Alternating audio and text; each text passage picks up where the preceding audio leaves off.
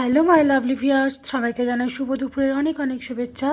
তো আজকের দুপুরে রান্নাবান্না নিয়ে চলে এসেছি। তার আগে একটু চা খেয়ে নিই, কারণ বাইরে একটু রোদ দেয়নি, প্রচণ্ড ঠান্ডা।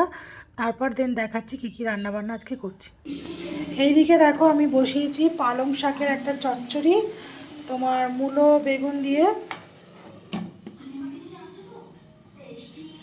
এদিকে দুধটা জাল দেব, আর করব তোমার এই যে 3 পিস বেগুন কেটেছি, সাদা বেগুন, এটাকে বলে ডিমি বেগুন। আমার খেতে দারুণ লাগে, কার কার ভালো লাগে অবশ্যই কমেন্ট করে জানাতে ভুলো না।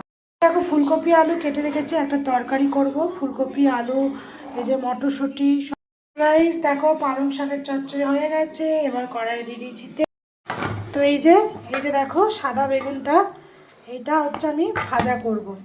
তো গাইজ বিশ্বাস করো, এই সাদা বেগুনটা কিন্তু আমার খুব ফেভারিট, খুব খুব মানে ভীষণ প্রিয় একটা খাবার। আর শীতকালে না আমার বেগুন খেতে এতই ভালো লাগে যে কি বলবো। শীতকালে বেগুন ভাজা, বেগুন পোড়া সবটা ভালো লাগে। এমনকি তোমাদেরকে একটা কথা বলি, যখন তোদের যেদিনটা হবে আর কি, যেদিনটা আমার সিজার হবে, ডাক্তার আমাকে যেদিনটা সিজার করবে, সেদিনকেও আমি সকালবেলা যেন ব্রেকফাস্টে বেগুন পোড়া দিয়ে মুড়ি খেয়ে আমি গেছিলাম হসপিটালে ভর্তি হয়ে যাই। মানে এইটা সবথেকে একটা মানে বিশাল ব্যাপার, হাসির ব্যাপার এটা একটা, যে মানে বাচ্চা হতে কে কখনো বেগুন পোড়া দিয়ে খায় না, বেগুন পোড়া খেয়ে যায় না। তো আমি গেছিলাম, আমি বেগুন পোড়া দিয়ে তোমার মুড়ি খেয়ে গেছিলাম বাচ্চা হতে, নার্সিংহোমে ভর্তি হতে গেছিলাম।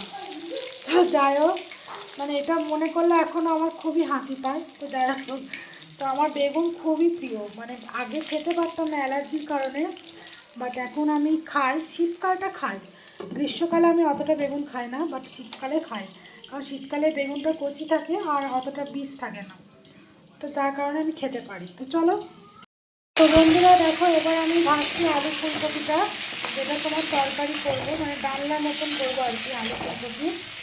আর এইদিকে দেখো বেগুন ভাজা হয়ে গেছে কমপ্লিট। আচ্ছা, তোমরা সাদা বেগুনটাকে কী নামে ডাকো একটু বলো তো?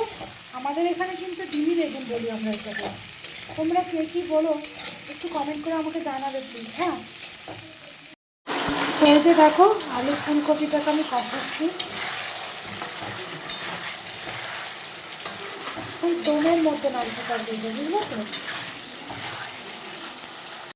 ফ্রেন্ডস। দেখো ওপর থেকে একটু ধনে পাতা দিয়ে তরকারিটা সেদ্ধ করতে দিয়েছি, আলুটা একটু সেদ্ধ হোক, তো ঢাকা দিয়ে দিয়েছি।